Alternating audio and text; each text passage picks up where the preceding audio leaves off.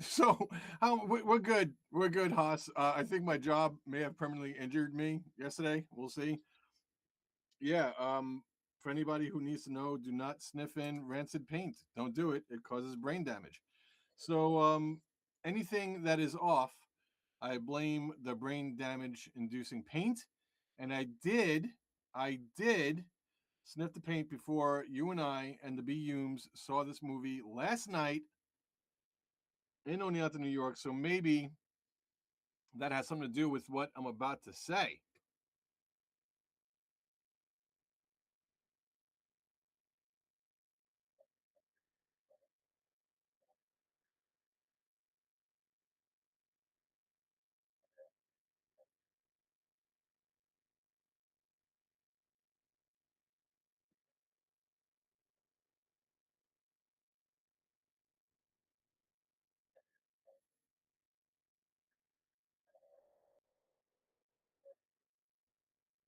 So I'm assuming the main character, Evie, that's Nina. So here's something spoiler free. Nina was amazing, absolutely amazing. And when you watch the movie and the credits come on and her name's not listed first, that's the first thing that's going to blow my mind with this movie. And there's so much more.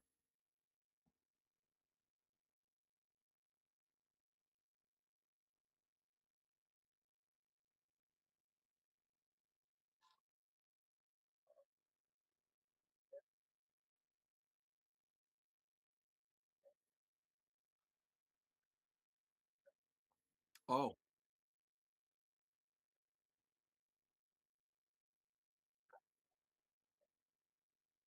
that explains a lot.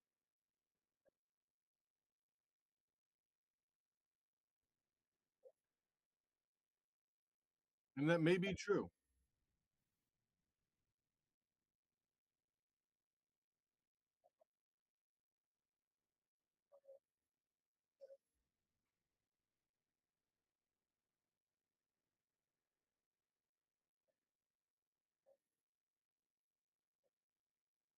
I never saw it.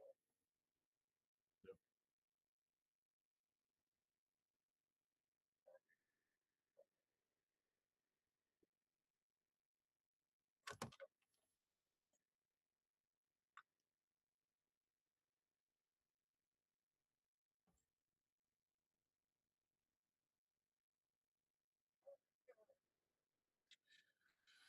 I'm not sure how much of a spoiler this is. I would love to see what this man can do with an actual budget. I want to give this movie a five. I cannot. I give this heap of shit a four. What a great story that just I will get into it. Why? I give Undertone a four.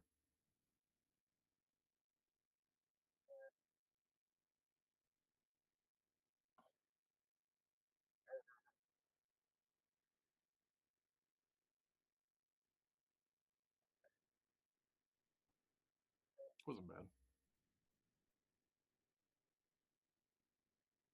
Yeah.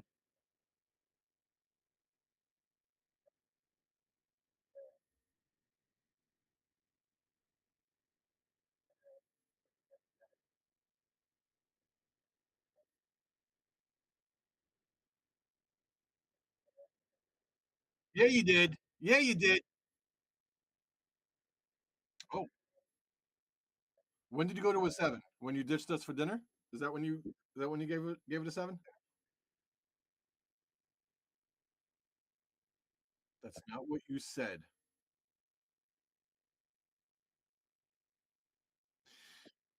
I my memory sucks. Like I said, I sniffed some paint yesterday, so it's possible you did say that. I don't know.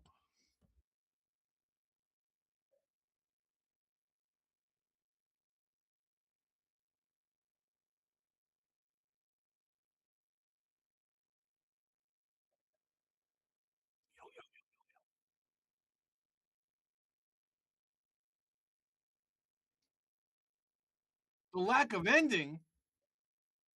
No, no, no, no, no, no, no. Okay, give them the spiel so I can rip into this heap of yeah.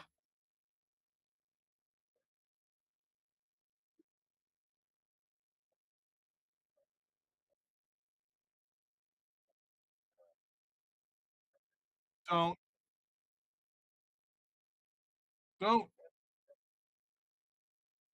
This movie is on par with Good Boy and Five Nights at Freddy's. Do not. This movie is Good Boy 2.0, and for the podcast who recently deceased, this is Weapons 2.0 because the Nate Hasparatu just lied to you. He gave it an 8. Okay, so this is what happens in the theater. Okay, we're watching the movie. The B Humes is on my left, Nate Haas is on my right, and she could just tell she knows how to read my energy that I'm just like I'm fucking waiting, and you're silent hilling me. You are making me wait. Like son of a bitch, Balboa. You made me wait. The ending is awesome, just like Weapons. It is so good. This movie could have been amazing, like so many other movies we've reviewed, and it just fell short by writing, directing. I'm going to say writing because there just was not enough in it. I love a nice, slow, immersive movie, but at a certain point, you step on the gas pedal a little bit. And this movie never, ever did. It jerks you off twice and makes you come back to the action for no reason. Because even when she goes to a party and comes back, you're still in the same spot. So now you have to conclude, okay, we're doing one set for some reason, which, you know, Haas shot a movie on one set. I'm going to shoot a movie on one set. He used more than two actors, but mostly two actors. I'm going to be using two and a third actor, sort of. That is something you do on a budget. This movie has 10 executive producers, a car to five and a car to five, and a logo for each one. And they all pissed me off. You cheap pricks. What did you do? And I'm pissed off, and because this movie could have been so good. Haas, he lied to you. He gave it an 8. And then, even more bullshit that sent me going from jump. This has been pent up for less than 24 hours. He said, best horror movie of the year. To which me and B. Humes looked at him and said, wait, what? Better than Send Help? And then I said, oh yeah, well it wasn't better than Sent Help, so I guess I have to give it a 7. And that's how it became a Okay. 7. And then thinking about it all night, I had to drop it to a 6. The ending really upset me, really pissed me off. The lack of ending, I should say. Okay, Um, so we have to get into that when we get up to the timeline, but oh God, Haas, rant free. Oh my God. Did, I don't know where to start. The pacing. Did you love it? Did you hate it? What? I liked it, and I'm used to it. Like A24 is like the slow burn studio. If you've seen like Hereditary or Midsummer, or Men, or I don't know, any of the other dozens of horror movies they've put out. I feel like we've Lamb. reviewed at least two or three A24 movies. Like the logo seems familiar. Yeah, yeah. They're a lot more prolific now than they were when we started the podcast. When we started the podcast, they were like only elevated horror that has 10 minutes of action at the end and a lot of build up and story was like their MO for like everything they did. Well, this one fits that model perfectly. Yeah, yeah. When I see A24, for the most part, I kind of think that that's what I'm going to get, and this one definitely delivered in that sense. I Wasn't mean, Woman in the Yard A24? maybe I think Bring Her Back might have been as well. Yeah. Um, Two yeah, excellent movies. yeah. Two excellent But movies. they make excellent movies. Undertone was an excellent movie. Get out of here No. with your 4. Uh, Their pacing, no. Their pacing is it was so slow and it was so devoid of something to chew into. And as soon as you forced me to reverse engineer the fact that we're going to be on one set, honestly, I walk out of the movie theater wondering, now, is this a new MO? You know, it used to be scream, scare them in the first 5 minutes. You don't have to scare them for the next 90, scare them for the last 30. And that's a great MO to work by. You know, whatever, do your movie the way you want to do your movie. But now I'm wondering, wait, are we ever going to see anything shot on location? Anything that requires money? Are we ever going to see that? Ever? so I did a little digging into this, and apparently, so we all know he made it on $500,000. Ian Tuason made the movie on $500,000. But this is a 2025 film, even though it has distribution in early 2026. He shot this at multiple film festivals before A24 bought it for distribution. So, A24 had nothing to do with production here. This is a written and directed by Ian Tuasen, like baby, brainchild. This is his movie. This is what he wanted to make. He brought it to film festivals until somebody distributed it, and and A24 with their branding, their horror following, they took a chance on a cheap movie and they made $10 million opening weekend, which So which is independent crazy. It's content great. creator, yeah, the independent creative, the writer in me thinks that's phenomenal. Great. You did exactly what we all hope to do. And that deserves a huge nod. This was not a feature. This was not a feature. If you shave, like going through a living room and just panning across, and then the first couple times you're waiting for a jump scare and nothing happens. Hmm. You couldn't give me a little bit of demonic possession sprinkled in the middle. Nothing. At Yeah, one point, and B. Humes didn't see it.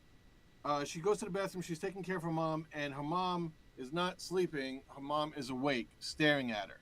And I'm like, oh, and it got me a little bit. And I'm like, so I nudged B. Humes, and she didn't see it. I don't know if you saw that or not. I missed that one too. But it doesn't take much. So the fact that you didn't do anything with what you had, and she should have been drawing those pictures way early. Everybody knows I love creepy pictures, and that's part of what made the ending awesome. I can't wait to argue with you about the ending when we get there. Um, Everything was at the end, and nothing was in the middle. Yeah, I mean, it was tension building, right? And then they're supposed to deliver, and in my opinion, they didn't deliver. So, that's where it lost that point for me. But getting there, the journey was so good. Like, once again, the sound design, I loved it. I was fully immersed thanks to the audio of this film. I also really liked, since I just edited my own short film, I learned about a thing called room noise. When you master the dialogue and then you put the dialogue back where it's supposed to go and you line it up, it still looks dubbed, because you've taken the hiss out of the recording. Mm-hmm. So what room noise does is it puts an artificial hiss in the background, and there's all sorts of different ones and styles that you can download and listen to and see which ones you like. And the room noise, every time she put her noise canceling headphones on, Yeah, they took the room noise out. yeah, that I love that. It was such a cool technique, Yeah, especially since I would have heard it and I would have noticed it even if I didn't go through this editing process. right. But I wouldn't know what it was called, and I wouldn't know exactly what he was doing. I wouldn't like be able to fully like articulate what I experienced. So yeah, so I was sucked in. Um, the email attachment of 10 MP3 files, like I'm I'm fine with a demonic possession movie. I just don't know if I buy demons in computers, like using computers to travel around and infect other people. Um, I just think it's like a product of the time as technology progresses, right? We have to try to shake up these old stories, like let it, let her go, like maybe she finally goes to mass because she's so guilty about her mom and had never going to meet her for church, and maybe she gets picks up the demon there or gets cursed somehow. I don't know. I didn't write the thing. I just think the email is lazy. I like the format that it's a podcast, so that's audio based. It's a phone call conversation between two people, all that audio based. It's a demon that infects them through the audio file, just by playing it out loud or just by listening to it. One or the other. Like, I get all the layers of that. It's sound upon sound upon sound upon sound. I just think that the actual mechanic of a demon using the internet is a little on the wonky side. So this is our opportunity, I guess, to dissect this movie, and this is where we're going to go in divergent or disparate directions. The broad-based question I wanted to ask you is, how do you feel about the editing? Because I feel for the project, the editing sucks. You did not cut it down enough, and you bored me to fucking tears.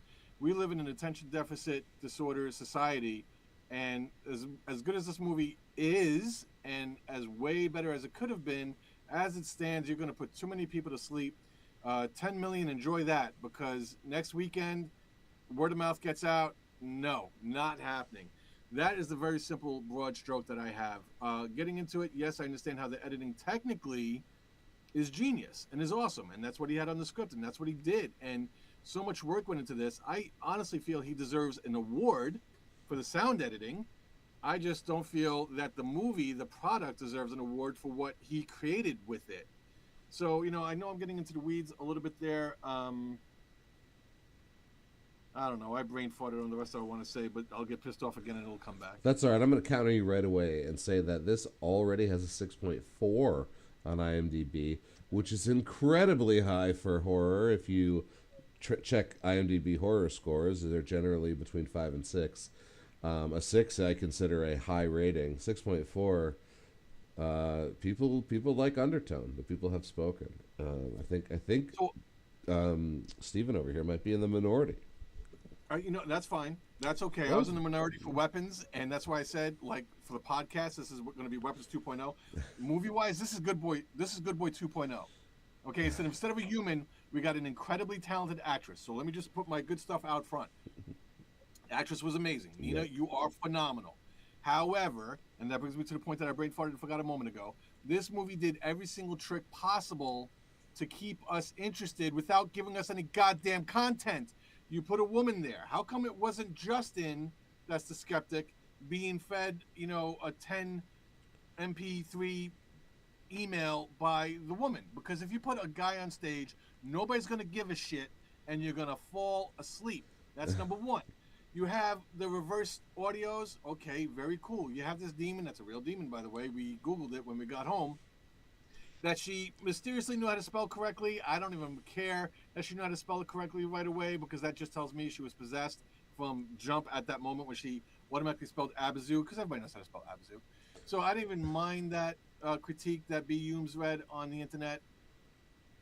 However, the children's songs, right? So you can't do like fairy tales, because there was a whole ABC series about that.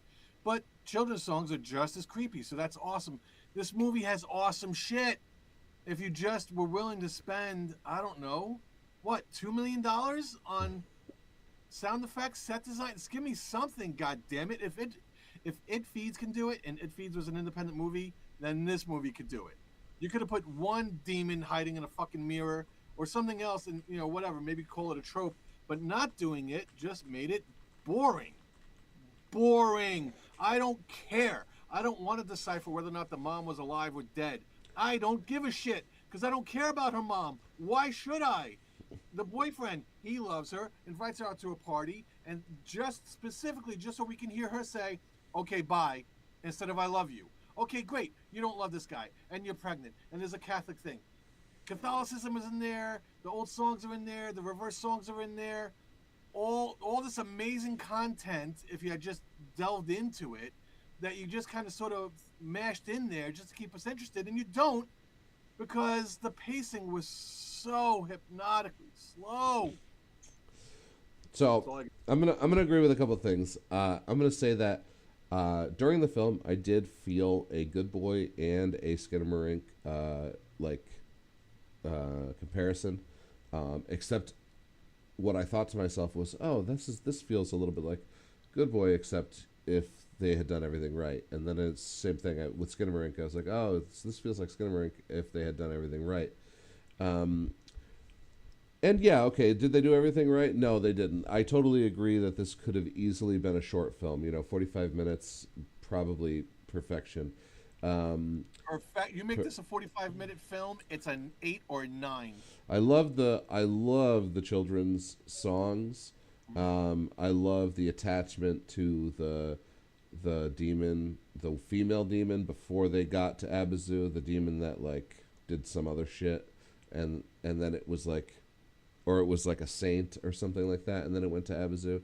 And yeah, okay, they talked a little bit about Catholicism. We obviously know that the mother is very religious and that the daughter is not. So I Yeah, feel she's considering her options when she finds out she's 6 weeks pregnant. She is nowhere near as religious as her mom is. right, right. You know she's hitting the A button on that one.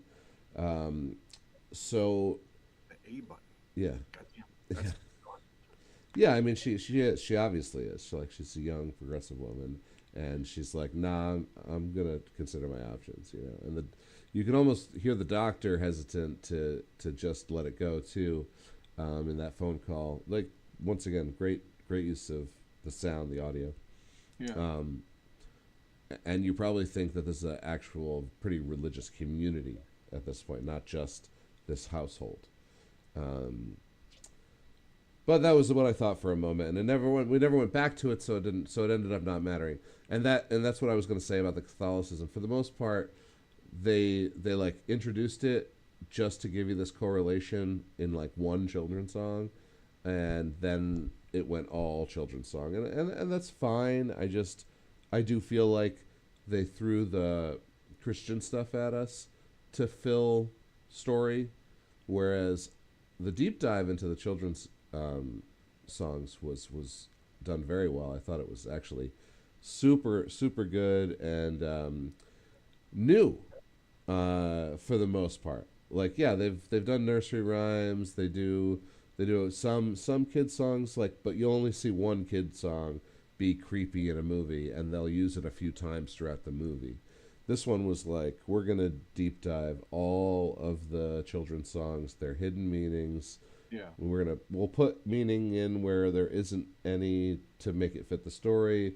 We'll use what's actually there. We'll do whatever we have to, and I really like that as the basis for like where the demon comes from and how the demon, you could say has power in our world, um, probably through the use of the songs, the singing of the songs, since it's all once again sound based. I thought all the demonic stuff was great. There just wasn't enough of it.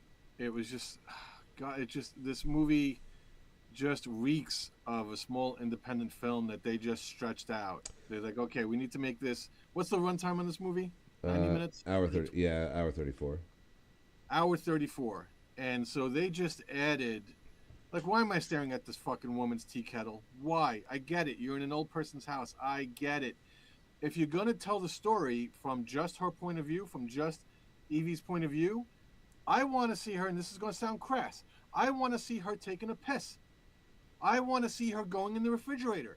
I want to see her getting mad at all this 1970s, 1980s style home furnishings that her mom has. I don't see anything in there that shows me that she was raised in this house. God damn it, delve into some details, but you were so fucking cheap that you didn't give us any of that. You just didn't. You sat her at one table, sometimes the mom's bedroom, had to put headphones on, and masturbated with your sound mixing equipment. Good for you.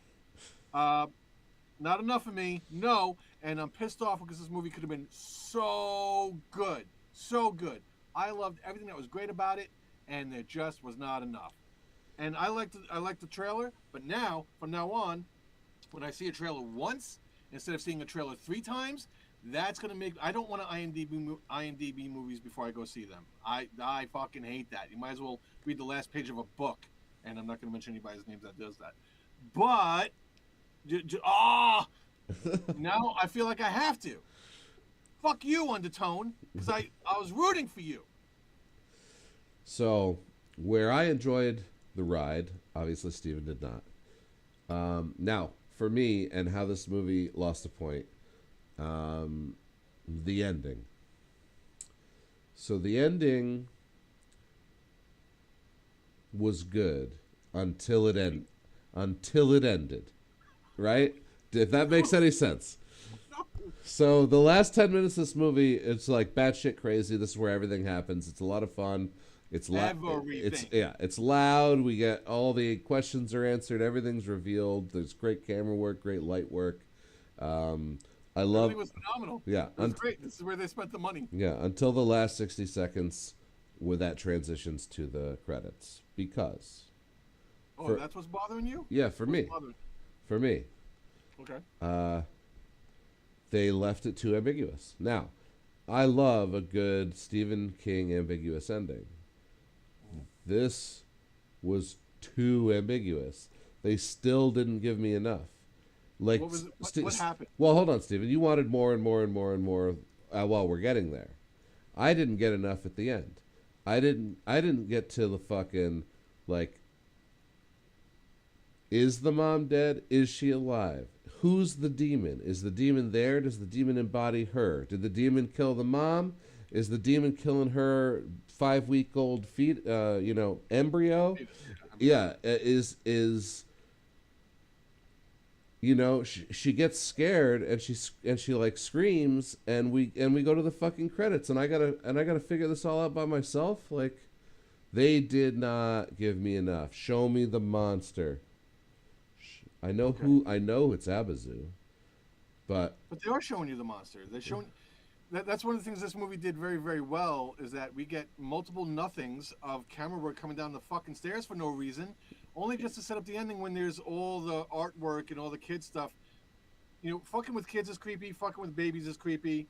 Like you mentioned last night, it feels like it had My Veil and Peekaboo in there. Peekaboo is just obviously just nowhere near done the research that this movie did into a very similar demon, right? So I loved all that shit. So I guess what I'm missing is you wanted questions answered. I needed, That were- yeah, I just needed to see something. I needed a big climax. I needed a here it is, guys, and I never got it. I never got the reveal.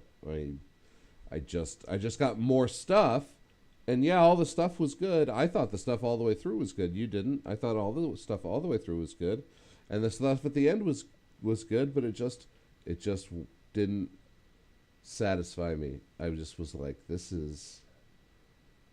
I needed something more. I needed a question answered. I needed like, they've got these 10 files, right?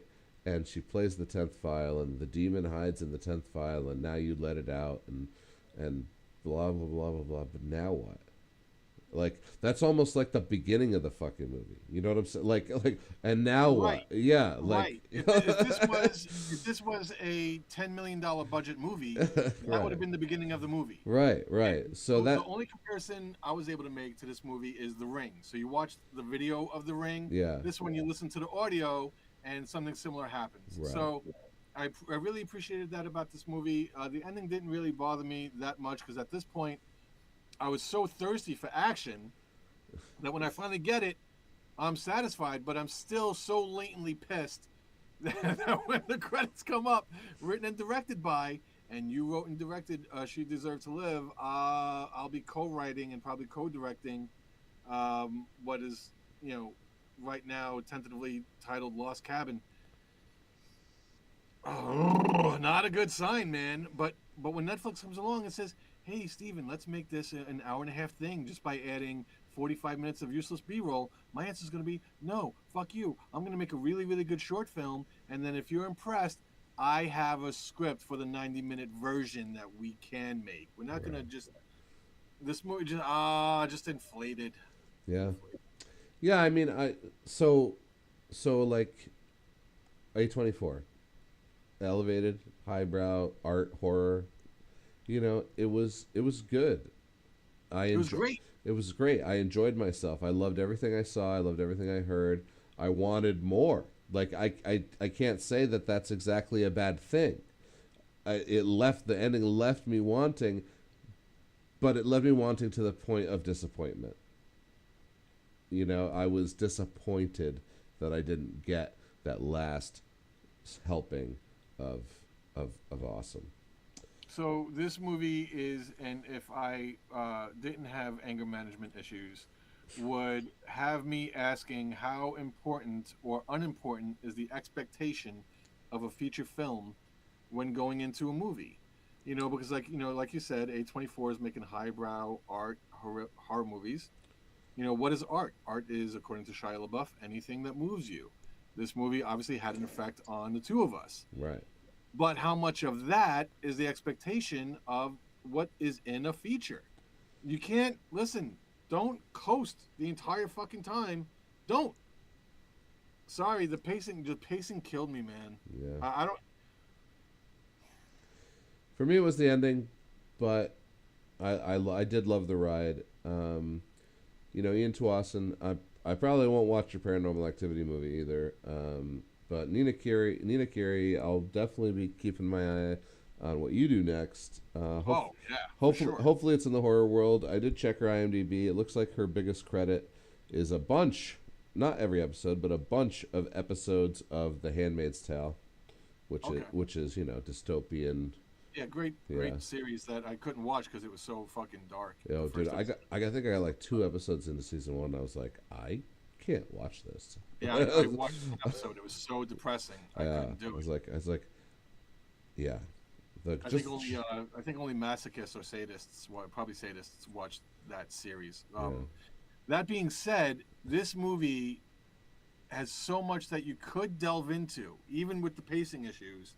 The mom, the death rattle. At one point, she's on the phone with a doctor, and they're talking about a death rattle. I right, thought that was a great conversation. At a certain point in the movie, I thought I heard it. I would love to go back and say, okay, is that the death rattle? Does that mean this is where the mom is like dead, yeah, and like she's possessed, so she only feels the mom is still alive? right. There's so much they can go back and delve There's into this movie if it didn't fucking leech on your balls and suck out your life force while you were attempting to do it. there were 2 points I wanted to make with the mother, and that was yeah. There's a scene where you think you hear the death rattle, Yeah, and then she also stops moving and breathing before the camera cuts back to what Evie's doing, and so you're like, oh, she just passed, and then with the next time we see Evie, she's like, it's like a wake in her house, right? She's like having a wake, but yeah, yeah. she's being what who's consoling her? She's being held by someone, right? Just like crying, um, and then there's, as we move on, it's the final episode. And then when the climax comes, we see the mom again during the climax chaos. And Right. okay, is this the mom in her head? Has she been dead the whole time? Is she hallucinating? Like, was she hallucinating the mom in the bed? Because once again, we have that urn on the Oh, you noticed the urn. B. Humes noticed it too. I didn't. yeah, the urn on the end table, right in front of the perfectly draped drapes with the curtains behind it, and the camera sits on it.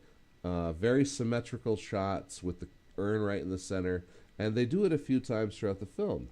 And like, okay, there's pictures of the mother and her on the wall. We never see or hear the father. No one talks about the father. She doesn't talk about a father. I feel a very single mother vibe from their relationship. Sure. Um, you know, Wanted to take care of her mom, and one of the things that this movie had me commenting, I took care of my dad before he went into a facility, is choosing, because when my mom was passing, I wish I can go back in time and bring her home and not leave her in the hospital. So that movie had me thinking, wait, why isn't the mom in a facility? Oh, wait, because she did what you wished you would have done and kept her out. So I'll say something real and I'll say something authentic here. That part of the movie I thought was great.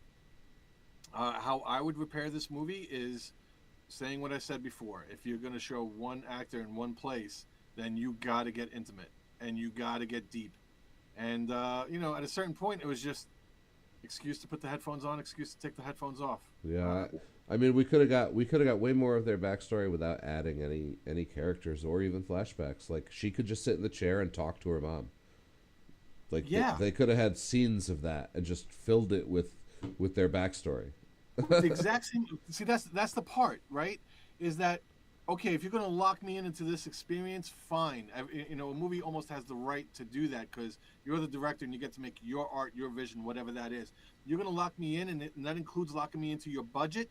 With that budget, you could have done so much more, because Absolutely. you're obviously shot in a house.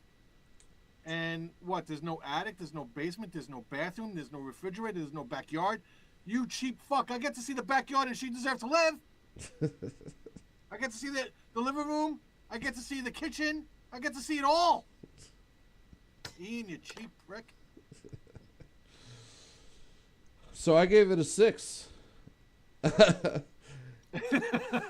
there's um there's something else I wanted to mention about this movie. I think Sure. it was something positive. I don't fucking remember what it is. Uh, Um, so here's something I want to make sure that the audience gets very, very quickly. Sinners did not get Best Movie at the Academy Awards. Haas, how do you feel about that? well, I have a lot to say about the Academy Awards. One, that they're entirely just like politically oriented and have nothing to do with films, and that it's just a big jerk fat. Yeah, Yeah, took each other off fast. yeah, Yeah, jerk exactly. off. It's very masturbatory, the Oscars, and has been for a long time. Um, like you've got what, no digs on any of the winners, but you didn't get a single nomination for Rental Family from the new. Yeah, I want to see that movie, the Oh, Brendan Fraser one, right? it was brilliant. It was brilliant. Like apart from horror, it was the movie of the year, and not a And it was single made to win an nomination. Oscar too. Was it? I mean, you can just tell by the Well, oh, trailer. sure. It's like Yeah, that guy's writing is like, this is gonna win a fucking Oscar. yeah, Brendan Fraser, you are welcome. Is what yeah, the writer. yeah. He didn't even get the nom. Like, That's insane. did they even watch the movie?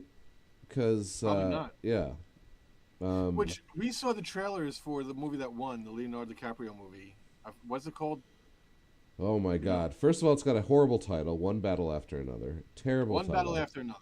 Terrible We saw title. that trailer so many times, and I just could not give a shit. I I just could not care.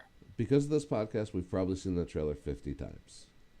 Yeah, Yeah, and it's easily the trailer I saw the the most since I most. started, joining you in on the podcast. Ooh, so, so Yeah. Sinners, I would say, and think of me what you will, was nominated as much as it was for political reasons. That being said, once it got there, way better than One Battle After Another. Oh yeah, no. Michael B. Jordan getting the award over Leo was expected because Leo has a couple of those things. So who gives a shit? So Um, shout out to Movie Johns. My friend Lewis posted, Delroy Lindo did not win. Dorlito did not win. I don't even know who did win. I know I'm that. assuming he was nominated for Best Supporting Actor. And yes, this segment requires more research than what I did into it. This is just flying off the cuff. But holy shit. I know that Aunt Gladys did win though for Best Supporting Actress. But that was last year, right? No, that was this year, Oh, she right? won this year for Best Supporting Actress? Yeah, that was this year. So they gave it to for Weapons. Yeah, So they were willing to give Best Supporting Actress to a horror movie actress, but they weren't willing to give Best Supporting Actor to a horror movie actor. but they gave Best Actor to a horror movie actor. They gave it to Michael B. Jordan. And Michael B. Jordan was great, playing dual roles of Smoke and Stack. Go back and watch our Sinners episode. We loved it, most of it. I think we both gave it an 8. Wasn't the best horror movie of the year, so I don't see it winning an Academy Award. Give together the Academy Award. It was the best horror movie of the year, so probably give it the award. It was the highest grossing horror movie of the year. And it was the best. We're talking No, about you Weapons, said right? Weapons was the best. I said Jenny Penn was the best. Weapons is the best. Oh, you were talking about Sinners again. Sorry. Sinners. Yep. Oh, we're at Sean Penn won for One Battle After Another. So that's probably So political there's too. nothing wrong with your audio. Do you see this fucking face? Yeah, exactly. All right, I got them It's all very here. hard for me to divorce who the person is, from their role. I never saw that movie. Maybe he was phenomenal in it. I don't know. The last thing I saw, I think the only thing I saw Sean Penn in is Mystic River, where he was admittedly excellent. Fast Times at Ridgemont High, I will never ever see. Yeah, Milk, I will never ever see. Milk was But he's a jerk off. pretty excellent. So, fuck you, Sean Penn. That's all. Yeah, man. So like, One Battle cleaned up. They got Best Director for Paul Thomas Anderson. They got Best Casting from Cassandra. Yeah, because Paul Thomas Anderson needs another Academy, Willis right? How many Academy Awards does he have already? I don't know. I couldn't tell. Because that's we want to talk about an artsy prick, right? Right. No? He's the reason Annie DeFranco doesn't do cocaine. Who the hell's Andy DeFranco? Annie DeFranco's a female singer songwriter from the early '90s. She was very very popular. After one night staying up late in a bathroom, I think doing cocaine with Paul Thomas Anderson and Quentin Tarantino, Uh-oh. How dark is this going to get? she quit cocaine and never did it ever again. So was it the cocaine? No, I think it was an 8-hour conversation about where she probably didn't say a single word and had to listen to the two most narcissistic pricks in Hollywood just like trying to one up each other. I mean, you know, whenever I see a movie by Paul Thomas Anderson, I'm like, all right, well, that looked good. You know, it's a shame I got to miss it. Quentin Tarantino, for me, you know, Reservoir Dogs, amazing. Pulp Fiction, shit. You know, whatever. I'm tired. He's so off in his own thing. Yeah, Which again, three. Rob Reiner, amazing for making 5 different genres of film and having them all be amazing because he did not go off into his own masturbatory vision creation process. Yeah, okay, good for you for being clean. I mean, I guess that would do it for me too. Yeah, he has 3 Oscars. Paul Thomas Anderson, Yeah, has zero surprise. 3 Oscars. So they needed to give him a third. 2 was not enough. Yeah, and he won. Oh, I'm not in the Oscars. Where's the? If I'm being fair, there is a movie out there, maybe the Brendan Fraser movie, that deserves to win more than Sinners and One Battle After Another. One Battle After Another, I'm sorry. The answer is no. You know what? You know why he won? Yeah, Because sure, tell me. because he had none, and now he has 3, and they're all for One Battle After Another. Fuck me. Best Just Picture, Best no. Director, Best Adapted Screenplay. Coogler did win Best Original Screenplay. So that's my point. Between Coogler and Anderson, and it's hard because right, you don't separate best film from best director. Right. Coogler, hands down, deserves to win. Yeah, I would say. Well, I didn't watch the movie, but you know, how many times can you see Leo and Benicio del Toro make the same fucking movie? It's a fucking, they're the best at what they do, and they're the only ones that can save the day. I don't fucking care about these fucking movies. I like Leonardo DiCaprio.